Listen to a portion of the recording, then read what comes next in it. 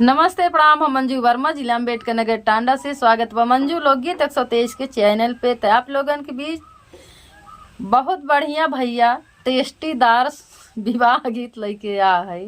यह हमें आखिर में बड़ा टेस्टी बा, बिना सलादे चटनी के मज़ेदार लागी। तो यह गीत में कहा बा कि एक सुग्गा फुलवारी में जात है और फूल काट काट गिरावत है अपने चोचे से। तो ननद घर से जात ही फूल उठाए लेती और वही फूल उठाए से भैया वह गर्म हो जाती। तो एक दिन भौजी का नज़र पड़त है अपने ननद पे, देखा थी कि तो इनके लड़कियां होए वाला बा। तो भौजी जाए अपने ससुर जी से कहा थी कि बहुत तैली करा, ननद सयान हो गया है, इनके बियाह हेर के इनके घरे पठवा। तो बुढ़ऊ देखा पतोहिया के बहुत उल्टा सीधा कहे लागत थी। वो देवरे से जाए कहा थी, देवरो उन्हें जो उन्हें बोला थी, जेठे से कहा थी, मतलब क्यों उनके बात सुने का तैयार ना रहा। तो देखा जब ये जिद्दी आई जात हिन तो बुढ़ऊ हेरत हिन लड़किया और बियाह करत हिन। भैया बारात आवत है, लड़किया पहुँचा था दुल्हा माड़ो में। तो लड़किया दुल्हा माड़ो में जब पहुँचा था तो देखा यह दुल्हन की लड़किया हो जात है। तो आप लोगन बहुत बढ़िया गाना सुनी है पूरा, कितना बताई। अच्छा लगी वीडियो शेयर करी है, लाइक करी है, कमेंट में बताई है गाना कैसन बा, कैसे कैसे डोली कहाँ से लेके जाती उन्हें। सभी दर्शक का नमस्ते प्रणाम। हम नीलम धुरिया टांडा जिला अम्बेडकर नगर से। तो सुने विवाह गीत। उड़ते उड़ते कागा गइले फूलवरिया, अरे गइले फूलवरिया। उड़ते उड़ते सुगना गइले फूलवरिया, अरे गइले फूलवरिया। अरे काटी कला दिहाले गिराई रे लालनवा, अरे काटी फूलवा दिहाले गिराई रे लालनवा। घर माँ से निकरी है राजा के बिटियावा, अरे राजा के बिटियावा। अरे एक फूला लिहाली उठाई रे लालनवा, अरे एक फूला लिहाली उठाई रे लालनवा। देखा एक सुग्गा उड़त उड़त जात रहा था, फुलवारी में बैठा था, फूल काट काट गिराई देता है। और जब फूल गिराई देता तो घर से ननद रानी निकल के जाती टहरे वही बगीचा फुलवारी में। तो ननद रानी जैसे फूल उठावत थी वो गर्भ से हो जाती। तो आगे का होत बा, ओए फूलवा नंदी मोरी लिहाली उठाई, अरे लिहाली उठाई। अरे होई गईली गर्भ से माटी रे लालनवा, अरे होई गईली गर्भवा से माटी रे लालनवा। भाऊजी के पड़ी गईले नंदी पे नजरिया, अरे नंदी पे नजरिया। अरे देखा तै चाकिता होई गईली रे लालनवा, अरे देखा तै चाकिता होई गईली रे लालनवा। भौजी जब देखा थी ननद का एकाएक निगाह पड़ा उनके पेटे पे, कहा थी तो ननद हमरे गर्भ से बाटी, अब एका हम कौन उपाय करी। दौड़ी वो अपने ससुर के लगे जाती। का होता ससुर के लगे, सुना तू ही बताओ रे ससुरो बढ़ाईता, अरे ससुरो बढ़ाईता। अरे ननदी कहेरा बरसाया रे लालनवा, अरे ननदी कहेरा बरसाया रे लालनवा। मारे मोरी बहुर तोहरा जेठ बीरनवा, अरे जेठ बीरनवा। देखा वह ससुर के लगे जाती पतो, कहा थी ये बाऊ ननद सयान हो ही, इनका ताई लड़किया खोजा सयान, इनका शादी जल्दी से करे। बद बुढ़ऊ गरियावत इन पतोहिया का, अरे तोर जेठ भाई मरी जाए जौन है। उल्टा सीधा बहुत गरियावत है पतोहिया का, कैसे गरियावत है। मारे मोरी बहुर तोहरा जेठ बीरनवा, अरे जेठ बीरनवा। अरे बेटी मोरी लड़ी का नदन रे लालनवा, अरे बेटी मोरी लड़ी का नादान तोरे लखे मोरे ससुरो लड़ी का नादनवा अरे लड़ी का नादनवा अरे मोरे लखे भैली सायन रे लालनवा अरे मोरे लाखे भैली सायन रे लालनवा। कहा थी तोहरे लखे बाऊ लड़कियां लगा थी, लेकिन हमरे देखे से वो सयान हो गए, इनका लड़कियां खोजा सयान बर, लेकिन बुढ़ऊ गरियावे लागा थी पतोहिया का। तो देखा लेकिन जब बुढ़िया वो पतोहिया जी दिया ही जात है तो देखा बुढ़ऊ जात ही हेरे कैसे। बाऊ हर के बता सुनी ससुर मानी गईले ससुर मानी गईले बाऊ हर के बता सुनी ससुर मानी गईले ससुर मानी गईले अरे हेरिया ए बरसायन रे लालनवा अरे हेरिया ए बरसायन रे लालनवा। जब रे बरतिया पहुँचे गौआ के गोयड़वा अरे गौआ के गोयड़वा अरे ननदी के मुड़वा पीरने रे लालनवा अरे ननदी के मुड़वा पीरने रे लालनवा अरे ननदी के जियरा घबरने रे लालनवा अरे ननदी के जियरा घबरने रे लालनवा। देखा बुढ़ऊ बियाह तय करथिन बारात आवत, जैसे बारात गांव के गोड़े पहुंचत है तैसे यहाँ रे नदी के पेट पिराए लागत, मोड़ पिराए लागत भैया, इनका जीव घबरात बा। काहे से कि 9वां महीना धीरे धीरे बुढ़ऊ समझावत पतोहिया कभी तीगे तो लड़किया होबे करी। तो देखा का हो रहा, जब रे बारतिया दुआरवा पे पहुँचे दुआरवा पे पहुँचे अरे भीड़ लागल बड़ी जोर रे लालनवा अरे भीड़ लागल बड़ी जोर रे लालनवा। ओही घरी ननदी के कमरा पीराने अरे कमरा पीराने अब अरे जब भैले दूर पे बरत रे लालनवा अरे जब आइले दूर पे बरत रे लालनवा।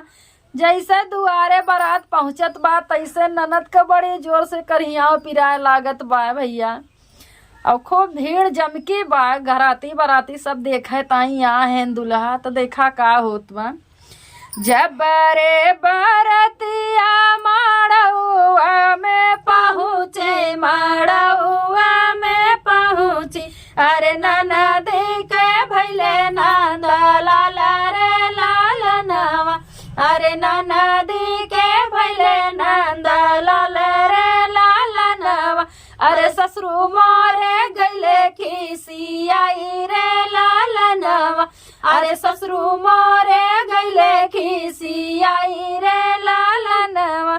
देखा जब माड़ा में दुल्हा आवत है बारात पहुँचत है तो ननद के वह दुल्हनिया के लड़किया हो जात है बेटवा, तब ससुर तो खिसियाई जाथिन कि पतोहिया कहा ना मानत रहन। वह निहात बहिनी लड़के रही, लड़कियन के लड़के हो गए, लेकिन बुढ़ऊ के नज़र में सयान ना देखात रही, बहुत उल्टा सीधा पतोहे के अपने फजीहत करे रही। तो देखा आगे का होत भैया, मुँह पे रोमाला धई के हंसले बाजनिया अरे हंसले बाजनिया अरे बियाहल बाजाई की बाधवा रे लालनवा अरे बियाहल बाजाई की बाधवा रे लालनवा। बड़ी खुशी के दिन आइले यही घड़िया अरे अइले यही घड़िया अरे है सोची सोची मूसा कले रे लालनवा अरे है सोची सोची मूसा कले रे लालनवा। मुँह पे रुमाल धई के मुँह मून के भैया की अंदर अंदर हसीनाथ के देख न लिए, खूब रुमाल धई के जोन ढोल बजावे वाले हारमोनिया वाले हैं सब खूब हंसत हैं कि दिमाग ना उनके लोग के चलत बा कि बियाहे वाला बजाई कि बधाव बजाई सोहर बजाई काव करी, हमरे समझ में ना आवत बा। इतना खुशी के दिन आज यह घड़ी आए बा, यह सोच सोच खूब हंसत हैं। तो आगे देखा का होत बा। मुहा पे रुमाला धई के सोचले कहाँ रे भैया, सोचले कहाँ रे भैया, कैसे तीना मुड़लई के जबरे लालनवा, अरे कैसे तीना मुड़लई के जबरे लालनवा। बड़ी खुशी के दिन अइले एही घड़िया, अरे अइले एही घड़िया, अरे जियारा में भरे मोरे बावल रे लालनवा, अरे जियारा के भैले मोरे बावल रे लालनवा। देखा जौन कहाँ रहन डोली लैके गए रहन भैया, सोचा रहन दो जीव लैके आए, खाली दुल्हन दुल्हा ओजन हो गए लड़के। वो ये तो बाबू मुड़े पे हाथ धई के सोचत हैं कि कैसे हम 3 जीव लेके जा, 3 मुड़ लेके जा। खुशी के दिन तो बा कि बेटवा भाई, लेकिन चिंता चापे बा।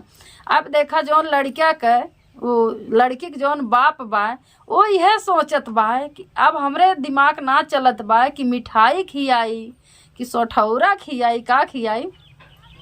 मुड़ावा पे हाथ धई के सोचले ससुर रे, सोचले ससुर जी, अरे मिठाई खियाई की सोठौरा रे लालनवा, अरे मिठाई बाटाई की सोठौरा रे लालनवा। बूढ़ाओ की चिंता यह चाप दीस कि हम मिठाई खियाई कि सोठौरा लड़के वाला काव करी, ना दिमाग काम कर। तो भाई देखा दुल्हनिया का करत बा। मुहा पे रुमाला धई के रोवाले बीरना भैया, रोवाले बीरना भा, अरे बहनी मोरे नकिया कटाई रे लालनवा, अरे बहनी मोरी नकिया कटाई रे लालनवा। सब कहाँ सवाई है हमारी बहिनिया, अरे हमारी बहिनिया, अरे कैसे हम मुहावा देखाई रे लालनवा, अरे कैसे हम मुहावा देखाई रे लालनवा। दुल्हनिया भैया सोचत बा कि हमार बहन इतनी खराब नहीं करिए, हमार तो एकदम नाक कटाई दी, हम कैसे समाज में मुंह दिखाई। यह सोच सोच दुल्हनिया भाई बहुत रोवत बा। तब देखा बेचारू कैसे कैसे आगे का होत बा, आप लोग सुनी हम। बाहर बाटू की भीतर मोरे मायारिया, अरे भीतर मोरे मायारिया। दुल्हन के विदाई होगी बा, कैसो सोचत सोचत का करे, कहाँ रो बेचारे 3 जीव लेके चला गए। अब देखा दुल्हनिया पहुंच गया अपने ससुरारी, तो दुल्हा का बुलावत अपने माई का कैसे। बाहर बाटू की भीतर मोर मायारिया, अरे भीतर मोर मायारिया, अरे परछ लेती नाती पुतपा तोहरे लालनवा, अरे परछी लेती नाती पुतपा तोहरे लालनवा। पर छाऊ मोरी माई अपनी बाहुरिया, अरे अपनी बाहुरिया, अरे बाहुहर के संगवा में नाती रे लालनवा, अरे बाहुहर के संगवा में नाती रे लालनवा। दुल्हा बलावत ये माई आवतनी आपन बेटवा परछ लिया, अपन पतोहिया परछ लिया, अपन नाती परछ लिया। देखा तो माई जौन है आई के कहा थी कहाँ से हम 3 जन का परछी। तो देखा का आगे बा। सजवे के मोरे भूता बियाह ना गईला, अरे बियाह ना गईला, अरे कैसे के हो गईले लालन रे लालनवा, अरे कैसे के हो गईले लालन रे लालनवा। बियाह ना गईले बेटा हमारी बाहुरिया, अरे हमारी बाहुरिया, अरे कहाँ लाल अरे कहावा लालन गैला पाई रे लालनवा। माई कहती ए बेटवा तू तो हमरे पतोहिया के बियाह करे है, अपन मेहरारू से बियाह करे रहती, लड़किया बीच में कहाँ से आएगी एक राती बारे में।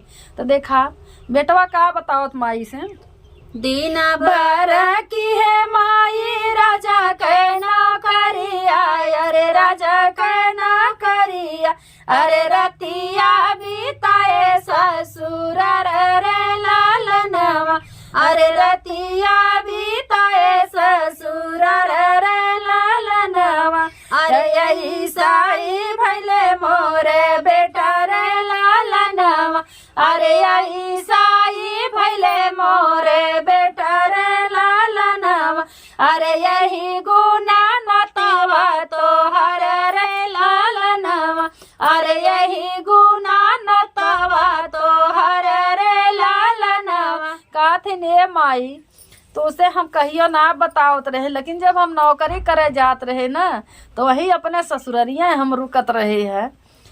तो जब रतिया वही बितावत रहे तो लड़केवा ही हमरे है। अब तो तुम्हें रखा ही पड़िए भैया हो। ये तो गाना में सुनत है, लेकिन ये हकीकत में हो तो भाई आप लोगन खुद सुनत हुई हैं। यूट्यूब पे हम खुद के देखे, बाहर बारात दुल्हन गए सुहाग रात के समय भैया लड़किया हो गई। बतावा या साखी पट्टी बनी रही कि जयमाल हो तो उठत बैठत बियाह करत, कौनो सुझबे ना किया लहंगा भी इतना बाहर का वैसे लहंगा में चला बा, कोई हैरान रहा तो कैसे जान पाई है। साड़ी पहनत पतो चले कि हाँ कुछ फूला हुआ है ऊंच खाल। अब तो चाहे 9 महीना का 2 लड़के छिपा ले। धन्यवाद। धन्यवाद।